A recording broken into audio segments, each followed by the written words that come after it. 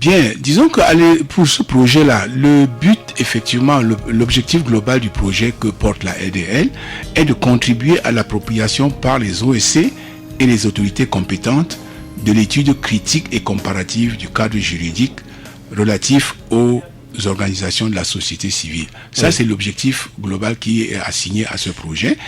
Et il y a 3 autres sous-objectifs qu'on peut appeler les objectifs spécifiques.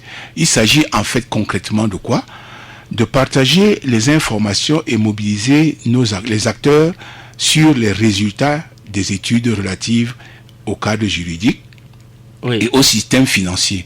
Parce que l'étude n'a pas concerné uniquement le cadre général qui régit le fonctionnement des OSC, mais le PADEL est allé également, n'est-ce pas, pour étudier le système financier des OSC. Donc c'est tout cela que nous sommes en train de vouloir porter à la connaissance du public. Et ensuite, après les 2 journées d'information que nous avons organisées à Bafoussam le 22 mai et en Ngaoundéré le 3 juin, un mémorandum va être rédigé et en cours d'élaboration, n'est-ce pas, pour essayer de résumer, de prendre et d'enrichir de synthétiser tous les enrichissements qu'on a reçus de ces 2 journées d'information qui ont eu lieu en Ngaoundéré.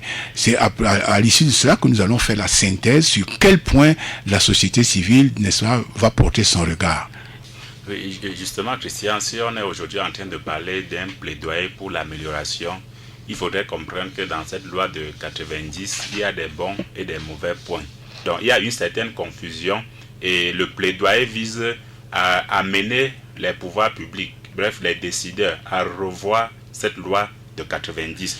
Parce que quand on questionne cette loi à différents niveaux, on se rend compte qu'il y a des questions qui sont communes à toutes les catégories d'organisations de la société civile. Il n'y a pas d'OSC qui est en opposition ou bien qui est en opposition de face avec les pouvoirs publics. Tous travaillent, tous concourent au bien-être de la population à la base. C'est juste qu'on s'attarde un peu sur l'étude critique, parce que cette étude, n'est-ce pas, comme je le disais tantôt, le PASC est allé vraiment au fond, n'est-ce pas, pour regarder, pour scruter et analyser effectivement tout le contour de la loi. Alors, l'expert qu'on avait commis à cette étude, n'est-ce pas, a relevé, a abouti à 2 types de conclusions. D'abord, premièrement, il a relevé dans la loi les questions qui sont réglées de manière satisfaisante par le législateur. Alors, dans ces questions-là, nous nous attardons effectivement d'abord sur les questions qui concernent les associations ordinaires. C'est ça qui intéresse effectivement la LDL et les organisations avec qui nous avons travaillé. Et à ce niveau, l'étude a constaté que le législateur a affirmé de manière claire le caractère fondamental de la liberté d'association. Ça, c'est un point positif. Également, le législateur a consacré le régime de déclaration pour les associations ordinaires. Ça aussi, c'est clair dans la loi, il n'y a pas d'ambiguïté dans la loi. Également, les questions réglées de manière satisfaisante, on peut relever la non-exigence d'une forme particulière pour la déclaration. Alors, ça veut dire que la loi ne confine pas les associations à une forme particulière. Comme nous voyons sur le terrain, il faut sur papier timbré, il n'y a pas tout ceci, le législateur a été clair là-dessus.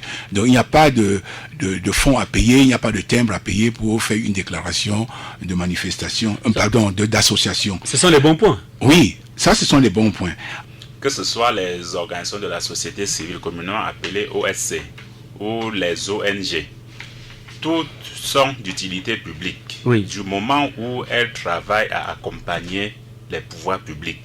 Les organisations de la société civile sont une force de proposition et jouent le rôle de chien de garde par rapport aux actions que mènent les pouvoirs publics.